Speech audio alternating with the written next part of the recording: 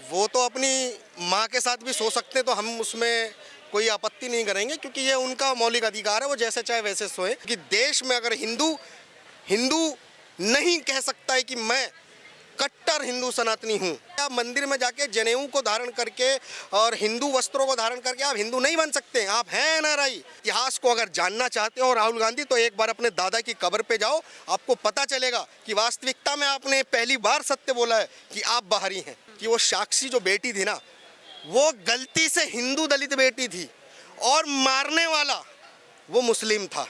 और मुस्लिम था तो ये जो लाशों पर जाति को ढूंढकर, धर्म को ढूंढकर जो राजनीति किया करते थे, आज ये चील गिद्ध सारे के सारे विलुप्त हो गए भारत में। इन्हीं के प्रोटेस्ट के अंदर आज़ादी ब्राह्मणों से मांगते देख लिया, आज़ादी मोदी सरकार से देख लिया। इन्हीं के प्रोटेस्ट में हमने देखा कि मोदी मर जा, आज नहीं तो कल तेरी कब्र खुदेगी तक के नारे इन्होंने लगाए। ये अगर बेटियों का अगर होता ना प्रोटेस्ट, इनमें ये नारों का कोई स्थान नहीं था। कर्नाटक में कांग्रेस की सरकार बनी, वहाँ के कांग्रेस के मंत्री ने के वेंकटेश्वर ने ये कह दिया कि जब भैंस की हत्या कर सकते हैं तो गाय क्यों नहीं।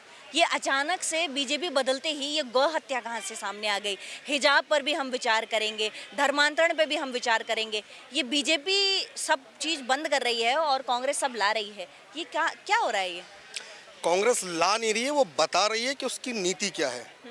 और आपको भी मैं ज्ञात करा दूं कि कांग्रेस ने कभी भी गौ हत्या को बैन करने का कोई भी ऐसा प्रावधान देश में नहीं लाया है।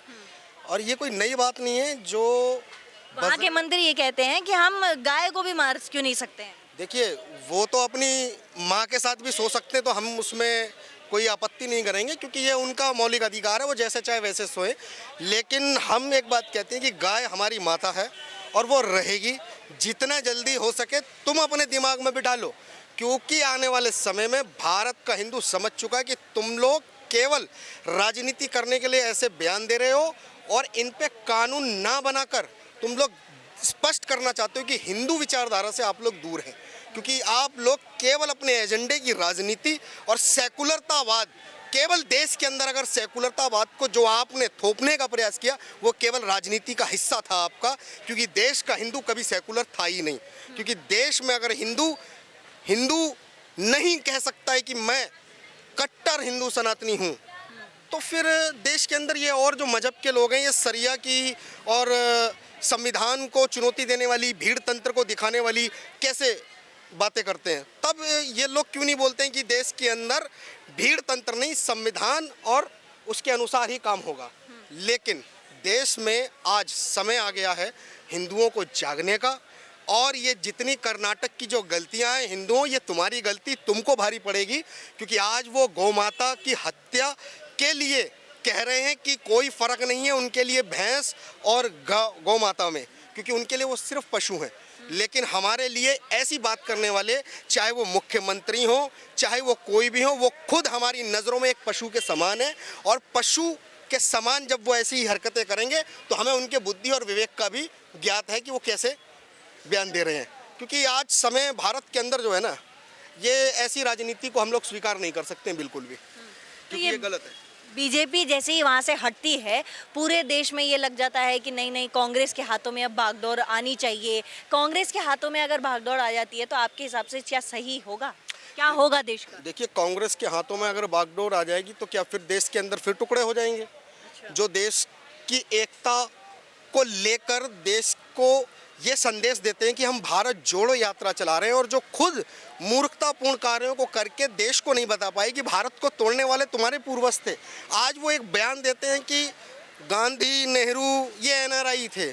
तो भाई, आपके नाम के साथ गांधी जुड़ा हुआ जो शब्द है, तो आप क्यों नहीं बताते आपकी माता इटली से आई थी? आप भी एनआरआई तो हैं। और यही तो चीज़ देश की जनता आपको बार बार बता रही है कि आप मंदिर में जाके जनेऊ को धारण करके और हिंदू वस्त्रों को धारण करके आप हिंदू नहीं बन सकते, आप हैं एनआरआई। और ये आपको मानना पड़ेगा, क्योंकि आप इंपोर्ट एक्सपोर्ट कैसे हुए हैं देश के अंदर आज से 70 साल पहले आपके लोगों के द्वारा, और कैसे गांधी के द्वारा गांधी शब्द का नाम आपके नाम के साथ जोड़ा गया, वो इतिहास है। और इतिहास को अगर जानना चाहते हो राहुल गांधी, तो एक बार अपने दादा की कब्र पे जाओ, आपको पता चलेगा कि वास्तविकता में आपने पहली बार सत्य बोला है कि आप बाहरी हैं। और ये अब नहीं हो पाएगा। अच्छा, राहुल गांधी की बात करें तो राहुल गांधी इन दिनों अमेरिका में थे। बड़े हर दिन उन्होंने कुछ ना कुछ बोला और बड़ा ही विवादित बयान रहा। उन्होंने ये तक कह दिया कि मुस्लिम लीग जो है वो सेकुलर है। आपका क्या राय है इस पर? तो केवल केवल मुस्लिम लीग सेकुलर है? देश वो जो सरिया कानून लाना चाहती है देश जो सरिया कानून लाना चाहते हैं, फिर वो सेकुलर कैसे हो गए? आप ही बताइए ना कि जो सरिया कानून लाने की बात कर रहे हैं वो सेकुलर कैसे हो गए? या तो वो मूर्ख हैं, या हमको मूर्ख बनाने का जो कार्य 70 सालों से करते रहे हैं, तो या तो हम फिर मूर्ख हैं। राहुल गांधी जी, हम मूर्ख नहीं है। देश के अंदर अगर सेकुलरता की बात करते हो तो दोनों तरफ की बात करो। सेकुलर, अगर वास्तविकता में देश के अंदर सेकुलरता को किसी ने निभाया है, अपनाया है, तो इस देश के हिंदुओं ने, और हिंदुओं ने भारत के संविधान का सम्मान सदैव किया है। क्योंकि अगर आज भारत के यहाँ आप लोग सेकुलर की बात करते हो ना, तो आज जो हिंदू राष्ट्र की बात कर रहा है ना, वो भी सेकुलर शब्द को क्यों अपने से दूर करना चाह रहा है? क्योंकि इसी सेकुलर शब्द ने भारत के हिंदुओं को नामर्द बनाने का काम किया। क्योंकि भारत की भूमि हमेशा स्त्रियों की रक्षा के लिए बड़े बड़े युद्ध किए हैं। बड़े बड़े हम लोग कोई कैंडल मार्च लेके नहीं चलने वाले हैं। क्योंकि ये लोग, अगर किसी महिला के साथ दुराचार हो जाए या उसकी जघन्य हत्या हो जाती है दिल्ली के अंदर जिस प्रकार साक्षी की हुई, तो ये एक भी नहीं पहुंचे। आप देखेंगे कि जंतर मंतर पे जिस प्रकार पहलवान शब्द इसलिए बोल रहा हूं कि पहलवान बेटियों के न्याय की बात करने वाले इतने सारे नेता, इतने सारे राजनीतिक दल के लोग जब वहां पहुंचे, तो अब आप ये सोचिए कि आज जब साक्षी की हत्या हो जाती है तब ये लोग उनके घर क्यों नहीं गए? सबसे बड़ा प्रश्न इस देश में है कि ये लोग क्यों नहीं गए। उसका कारण है, पता है क्या? आपको बताते हैं कि वो साक्षी जो बेटी थी ना, वो गलती से हिंदू दलित बेटी थी और मारने वाला वो मुस्लिम था। और मुस्लिम था तो ये जो लाशों पर जाति को ढूंढकर, धर्म को ढूंढकर जो राजनीति किया करते थे, आज ये चील गिद्ध सारे के सारे विलुप्त हो गए भारत में। जैसे आप गिद्धों को देखते हैं ना कि विलुप्त हैं, और जब कभी कुछ होता, कोई दिख जाता, तो ये विलुप्त गिद्धों की प्रजाति से आने वाले लोग हैं जो बेटियों की लाशों पर भी राजनीति करने से पीछे नहीं हटते। हमने देखा उत्तर प्रदेश के अंदर किस प्रकार एक बेटी की मौत पर इन्होंने इतना राजनीति किया कि देश की आज अदालतों ने उसमें जो गिरफ्तार हुए उनको छोड़ दिया। जंतर मंतर में एक नाबालिग बेटी का बयान लगवाकर पॉक्सो एक्ट लगाने वालों, आप बताओ आज उस बेटी ने अपना बयान कोर्ट से क्यों वापस लिया? ये बेटी की बात एक तरफा करने वालों, जब तक तुम खुद तय नहीं करोगे कि भारत में हर बेटी तुम्हारी अपनी है और हर बेटी के लिए लड़ना है, तब जाकर समझ में आएगा कि ये वास्तविकता में बेटी की लड़ाई लड़ रहे थे। क्योंकि तो ये बैठे क्यों हैं वहाँ? ये तो राजनीति सीखने का रेसलर राजनेता राजनीति में एंट्री कैसे होगी? अच्छा। जब केजरीवाल जैसे नेता आंदोलन करते हैं और राजनीति के अंदर एंटर हो जाते हैं, तो इनको भी लगता है कि हम भी यही प्लेटफॉर्म का इस्तेमाल करके और बेटी बचाओ, बेटी के शोषण की बात करके हम भी राजनीति में घुस जाएंगे, देश में एक बड़ा माहौल देंगे। लेकिन हमने ही इन्हीं के प्रोटेस्ट के अंदर आज़ादी ब्राह्मणों से मांगते देख लिया, आज़ादी मोदी सरकार से देख लिया। इन्हीं के प्रोटेस्ट में हमने देखा कि मोदी मर जा, आज नहीं तो कल तेरी कब्र खुदेगी तक के नारे इन्होंने लगाए। ये अगर बेटियों का अगर होता ना प्रोटेस्ट, इनमें ये नारों का कोई स्थान नहीं था। आप खुद सोचिए, अगर बेटियों की बात कर रहे हो तो मोदी मर जा नारे का क्या मतलब है? तो मतलब ये एजेंडा है क्लियर? ये एजेंडा है और ये देश की, तो ये चाह क्या रहे हैं? ये चाह क्या रहे हैं? राजनीति में ये राजनीति चाह रहे हैं, ये देश की यूथ को बहला फुसला रहे हैं। क्योंकि देश की जब यूथ पहलवानों को अपना आइडल मानती है ना, तो ये लोग आज उनको भी भ्रमित कर रहे हैं। आप बताइए कि जब ये लोग मेडल लेके आते हैं, गोल्ड मेडल लेके आते हैं, मेडल तो हरिद्वार में बहाने वाले थे वो। अरे तो बहाया क्यों नहीं?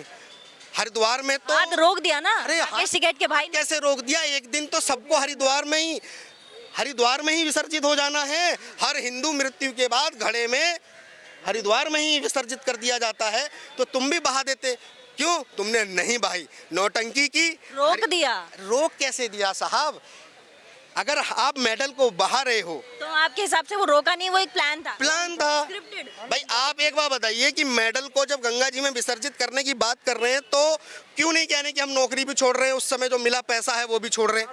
क्यों नहीं छोड़ रहे? ये नहीं छोड़ेंगे ना, क्योंकि इनको मालूम है ना कि अब ये नेशनल खेल ना खेलकर इंटरनेशनल जाने की जो हार हो चुकी है इनकी, अब ये डायरेक्ट राजनीति के अंदर नेशनल लेवल में घुसने का प्रयास है। और ये नेशनल खिलाड़ी नहीं, ये नेशनल वो खिलाड़ी बन गए हैं जो राजनीति में प्रवेश करना चाह रहे थे और कुछ भी नहीं, केवल राजनीति के अंदर प्रवेश इनका एकमात्र लक्ष्य। अगर बेटी की बात होती तो आज ये साक्षी के घर पहुंच गए होते। अगर बेटियों की बात होती तो इनसे पहले आज तक एक भी ट्विटर इनका दिखवा दो बैकडेट का जिसमें बेटी के न्याय के लिए इन्होंने एक ट्वीट भी किया हो। हम कहते हैं तुम जंतर मंतर बैठे हो ना, मत जाओ साक्षी के घर, एक ट्वीट तो दिखाओ। यहाँ इसमें तो दिल्ली के मुख्यमंत्री केजरीवाल ने भी कुछ नहीं कहा। देखिए, दिल्ली के मुख्यमंत्री क्यों? केजरीवाल इसलिए नहीं कह रहे हैं बट क्योंकि वो मोदी को दोष दे रहे हैं विरोधी, लेकिन केजरीवाल को कोई कुछ नहीं कह रहा। मोदी को दोष देना बड़ा आसान है, विपक्ष के द्वारा मोदी को दोष देना बहुत आसान है, इसीलिए वो दोष दे रहे हैं। लेकिन वो ये नहीं देख रहे हैं कि बेटी की हत्या हुई और बेटी को मारने वाला एक दुर्दांत अपराधी है। जब देश के अंदर कोई आतंकी हमला होता है ना, तो देश के अंदर पता क्या कहा जाता है कि आतंक का कोई धर्म और मजहब नहीं होता है, आतंकवादी होता है। तो मैं ये कह रहा हूँ कि ये बेटी की जो हत्या हुई, ये दुर्दांत हत्या हुई, आज इसमें मजहब देखकर रुकने वालों, बेटी की न्याय की लड़ाई जंतर मंतर से लड़ने वालों, आज एक बात बताओ, तुम कितना उस बेटी के पास चले गए जब बेटी की न्याय की लड़ाई लड़ रहे थे ना। और जब दुर्दांत अपराधी हो चाहे कोई आतंकी हो, उनका कोई मजहब नहीं होता ना, धर्म नहीं होता ना, यही सिखाते हैं ना ये लोग। तो आज क्यों नहीं पहुंचे फिर ये उस बेटी के घर पे? ये नहीं जाएंगे मैडम, ये नहीं जाएंगे। ये 10 लाख रुपए के चेक जो बता रहे हैं ना, हमने देखा है कि उत्तर प्रदेश के अंदर अखलाक को भी 1 करोड़ रुपए का चेक और एक फ्लैट देने वाले कौन थे? केजरीवाल।